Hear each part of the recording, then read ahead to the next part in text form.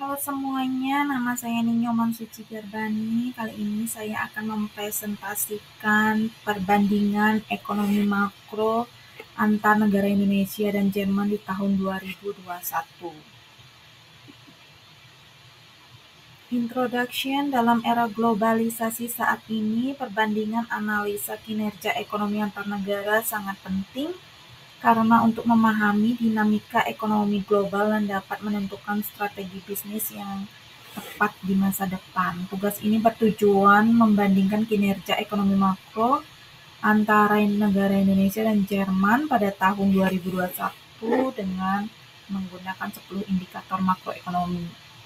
Analisis ini mencakup 10 indikator, yaitu pertumbuhan ekonomi, kedua inflasi, ketiga tingkat pengangguran, keempat nilai tukar, kelima tingkat suku bunga acuan bank sentral, nomor 6 neraca berjalan, 7 rasio utang pemerintah terhadap PDB, 8 arus investasi asing langsung atau foreign direct investor, nomor 9 PDB per kapita, nomor 10 neraca perdagangan.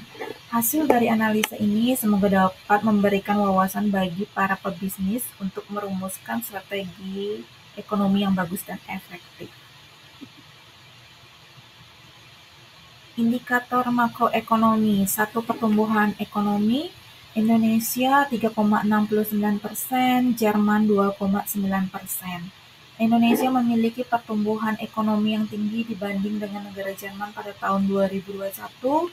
Tahun ini adalah tahun pemulihan ekonomi pasca COVID-19, di mana Indonesia dapat lebih cepat memulihkan ekonominya karena pemerintah dengan cermat memutuskan untuk tidak menerapkan lockdown total, meskipun ada dorongan dari pihak lain untuk melockdown total.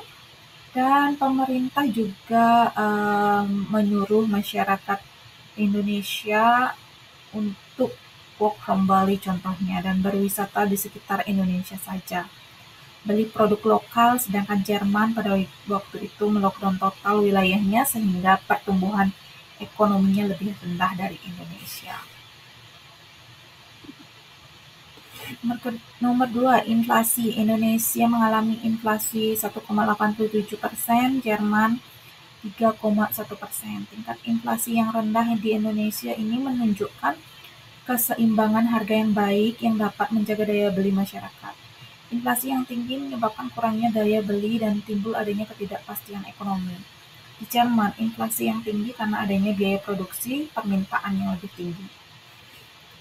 Ketiga, tingkat pengangguran. Indonesia 6,49%, Jerman 3,6%. Tingkat pengangguran di Jerman rendah karena pasar tenaga kerja di sana kuat dan banyak peluang kerja.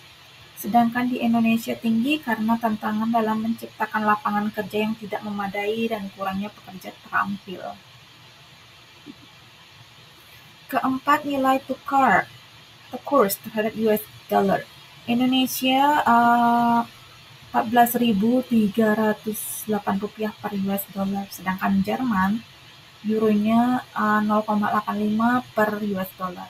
Indonesia memiliki nilai tukar lebih rendah terhadap US dollar dan menunjukkan lemahnya rupiah dibanding euro. Ini dapat mempengaruhi daya saing ekspor dan biaya impor. Nomor 5, tingkat suku bunga acuan bank sentral. Indonesia 3,50%, Jerman 0,00%. Tingkat suku bunga tinggi di Indonesia dapat mempengaruhi biaya pinjaman bisnis dan konsumen serta tabungan. Suku bunga yang rendah di Jerman tujuannya untuk mendorong pinjaman dan investasi. Nomor 6, neraca berjalan. Indonesia minus 3,3 miliar US dollar, sedangkan Jerman 261 miliar US dollar. Neraca berjalan adalah mengukur perbedaan ekspor, impor, jasa, dan aliran modal. Surplus neraca berjalan yang tinggi di negara Jerman menunjukkan adanya kekuatan perdagangan di kawasan internasional dan daya saing produk ekspor Jerman yang tinggi, seperti barang elektronik, mobil, dan lainnya. Sedangkan di Indonesia, defisit sampai minus ini menunjukkan adanya ketergantungan impor dari negara lain, misalnya Cina, dan ketergantungan aliran modal luar atau investor luar.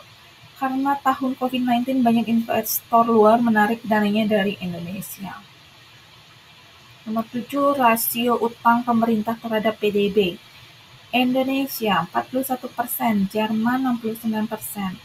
Rasio utang Indonesia yang rendah menunjukkan beban utang yang tinggi, yang ringan, dan fiskal yang lebih besar terhadap kebijakan ekonomi.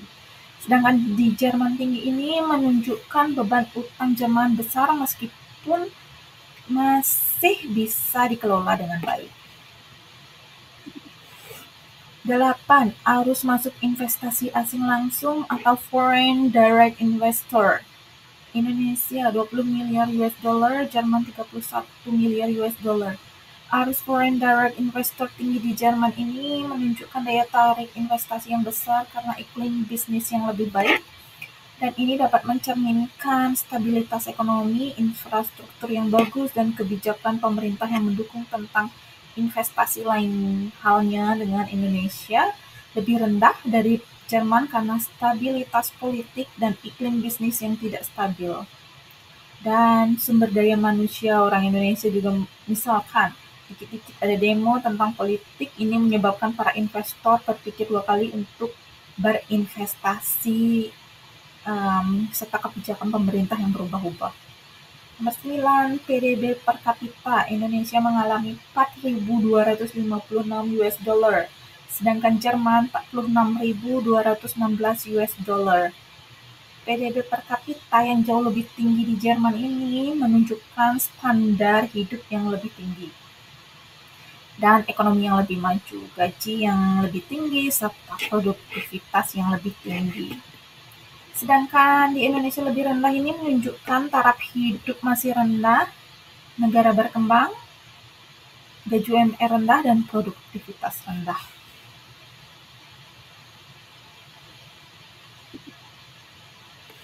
Nomor 10, neraca perdagangan. Indonesia mengalami 21,7 miliar US dollar, Jerman 210 miliar US dollar. Surplus perdagangan yang tinggi di Jerman ini merupakan adanya kekuatan ekspor dan daya saing produk mereka di dunia internasional. Misalnya, Jerman ekspor alat elektronik dan mobil. Surplus perdagangan Indonesia juga bagus, namun jauh lebih kecil dibanding Jerman. Ini dikarenakan Indonesia belum bisa ekspor alat-alat mahal, elektronik, dan mobil, dan Indonesia masih bisa mengekspor seperti kopi, cengkeh, makanan, minuman, charcoal, minyak sawit, dan lain-lain. Kesimpulan, dengan analisa ini kita dapat melihat kelebihan dan kekurangan masing-masing negara dari berbagai aspek ekonomi. Hal ini bisa membantu kita dalam memperdalami pasar baru dan mengerti dinamika tentang ekonomi global. Daftar pustaka, saya dapat daftar pustaka dari Bank Indonesia dilihat tanggal 28 September 2024, website Bank Indonesia, dan BPS dilihat tanggal 28 September 2024, website BPS, dan Asian Development Bank dilihat tanggal 28 September 2024, website ADB. Dutch World TV dilihat tanggal 28 September 2024, website Dutch World TV. Republik dilihat tanggal 28 September 2024, website republik.co.id.